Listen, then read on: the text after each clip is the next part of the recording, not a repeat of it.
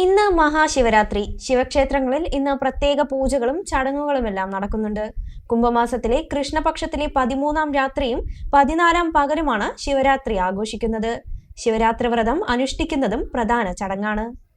ഭഗവാൻ പരമശിവന്റെ രാത്രിയാണ് ശിവരാത്രി. ലോകം മുഴുവൻ നശിപ്പിക്കാൻ കെൽപ്പുള്ള കാളകൂടം എന്ന വിഷത്തെ ഭഗവാൻ പരമശിവൻ സ്വന്തം കണ്ടത്തിലൊതുക്കി ലോകത്തെ കാത്തുരക്ഷിച്ച ദിവസമാണിത് എന്നാണ് ഐതിഹ്യം. കാളകൂട വിഷം കുടിച്ച പരമശിവന്റെ രക്ഷയ്ക്കായി ഭർത്താവിന്റെ കണ്ടത്തിൽ പിടിച്ച് രാത്രി മുഴുവൻ ഉറങ്ങാതെ പാർവതീദേവി ശിവഭജനം ചെയ്തു എന്ന് പുരാണങ്ങളിൽ പറയുന്നു.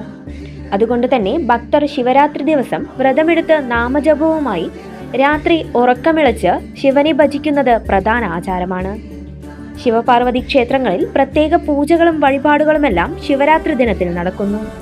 കേരളത്തിൽ ആലുവ, വൈക്കം, തൃശൂർ, തൃപ്പങ്ങോട്, കല്ലേക്കുളങ്ങര, തിരുനാക്കര എന്നീ ശിവക്ഷേത്രങ്ങളിലെ ശിവരാത്രി ആഘോഷങ്ങൾ വളരെ പ്രസിദ്ധമാണ്. വള്ളുവനാട്ടിലെ വിവിധ ക്ഷേത്രങ്ങളിലും ശിവരാത്രി വിവിധ പരിപാടികളോടെ ആഘോഷിക്കുന്നു. പ്രത്യേക പൂജകൾക്കൊപ്പം അന്നദാനം, ദീപസമർപ്പണം, വിവിധ കലാപരിപാടികൾ എന്നിവയും ക്ഷേത്രങ്ങളിൽ നടക്കും.